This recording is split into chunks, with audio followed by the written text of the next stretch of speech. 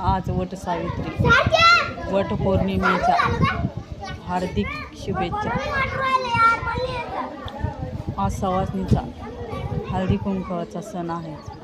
वडाला वाण वगैरे देऊन सुताने प्रदक्षिणा घालून महिला आपल्या इच्छा बोलतात। वटसावित्रीचे व्रत हे 12 महिन्याला येते। महिला मंडळ एकमेकींना हळदी कुंकू लावून वटी भरतात।